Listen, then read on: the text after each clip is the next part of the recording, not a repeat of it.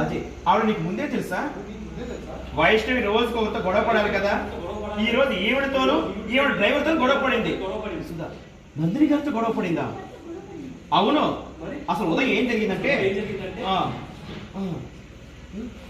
ఇది జరిగింది గురించి వాళ్ళు అడిగింది ఇంత ప్రశ్న, మీరు చెప్పింది అంత జవాబు. దీన్నే ఓవర్ యాక్షన్ అంటారు. వెన్ను తిరిగి వస్తుందా చెప్పు? అది వరలక్ష్మి, దేవుడికి మన బాధ చెప్పుకోవడంలో తప్పు లేదు, కానీ ఇలా మనల్ని మనమే బాధ పెట్టుకుంటూ భక్తి చూపించడమే తప్పు అమ్మంటారు. అయితే ఇప్పుడు నన్ను ఏమంటారు? నా కూతురు అక్కడ అష్ట కష్టాలు పడుతుందని తెలిసినా ఫీల్ అవ్వకుండా ఉండమంటారా? రోజు కన్నీరు పడుతుంది సంబంధం లేకుండా కూర్చోమంటారా? వయసు ఫీల్ అవుతూ ఉండమ్మా. అమ్మ కూతురు గురించి చెప్తుంది. 11 ఏళ్ళ పాటు వెళ్ళేళ్ళు అక్కడ నరకం అనిపిస్తుంది, అభిమానంతో ఫీల్ అవుతుంది.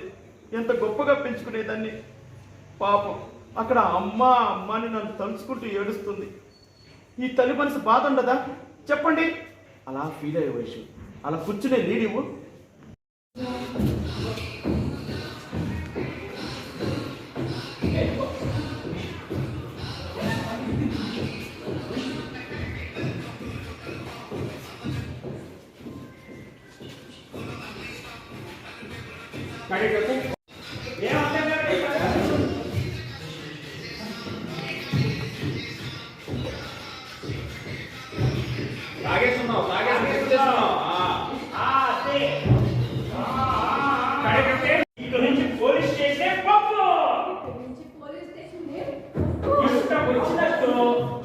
ఇష్టం వచ్చినట్టు కానీ ఎక్కడా పైకి రా గురించి వైషు వైషు వైషు వైషు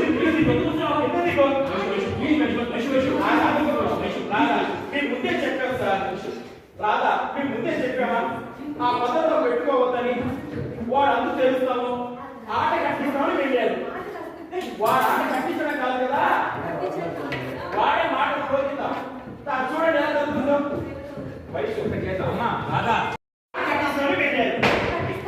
వాడు ఆట కట్టించడం కాదు కదా, వాడే మేడం తాగి పంపించాడు. వైషు గురించి పైసలు తీసుకురా, నాకు చదివేస్తుంది గురించి, చలిపట్టేస్తున్నా.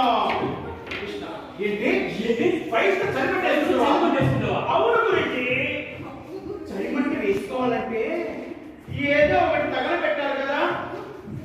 ఈ పోలీస్ స్టేషన్ లో ఉన్న ఫైల్స్ అన్ని తగలబెట్టేద్దాం. కృష్ణ గారు, ఈ టైంలో ఎవరైనా చెత్త ఆఫీసులు వస్తే ఎంత ప్రాబ్లం అవుతుందో తెలుసా? వయసు ప్లీజ్ వయసు పోయండి పోయండి అది పోయండి. మత్తు మత్తు వదిలింది, అలా మత్తు వదిలింది, మత్తు అలా వదిలింది. అలా చూసావు, నిన్ను చూసుకో, నువ్వు చూసుకున్నావు. చూసావు